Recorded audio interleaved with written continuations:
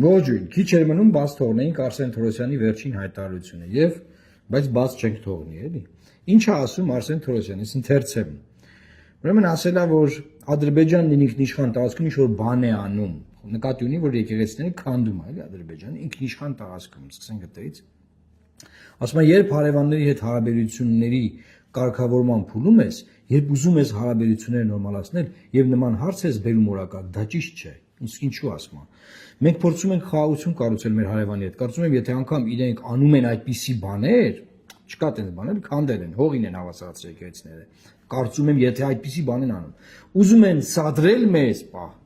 Մենք պետք է իմաստուն գտնվենք եւ չանենք նման քայլեր, այսինքն չխոսանք դրա մասին։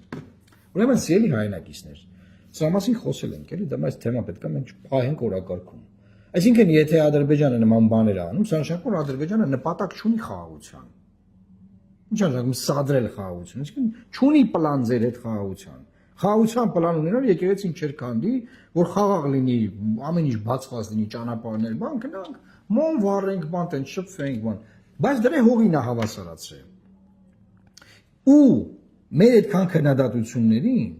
ամբողջ Twitter-ը, ամբողջ միջազգային մամուլը այս հարցը լուսաբանել է։ Ադրբեջանից արձագանք չկա սելի հայրենակիցներ, այս սա է շատ հետաքրքիր։ Ադրբեջանը չի ամաչում է, չգիտի ոնց արդարացնի քրիստոնեական մշակույթի ոչնչացումը։ Ձեն չեն հանում, բայց գալիս է այստեղ օգնության Ադրբեջանին Արսեն Թորոսյանը ու ասում է դե ինքնիշխան տարածք, ինչու զմա անում։ Այսինքն միջազգային մեր ցանկացած գործընկեր, որ սա կարդա, պետք է ասի դե ժողովուրդ ջան, մի էս հարցը մենք ոնց բարձրաձայնենք, եթե ձեր երկրի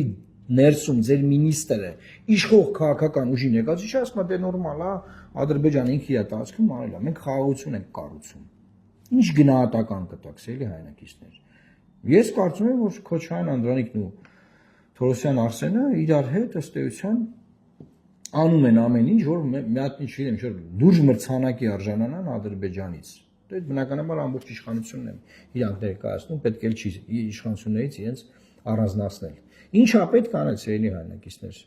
Պետք է հունիսի 7-ին քվեարկել Լուսավոր Հայաստանի օգտին եւ փոխել այս իրավիճակը, կանգնեցնել այս արհավիրքը։ Երբ որ Ադրբեջանի վայրագությունը կամ ցեղասպանությունը Թուրքիայի կողմից իրականացված Հայաստանում արդարացնում են հայ մարդիկ տարբեր հարցեր տալով, տարբեր ձևերով, տարբեր եթերներում արդարացնելով այս ամեն ինչը։ Պետք է կանգնացնել այս ընթացքը։ Տարածեք եւ լավ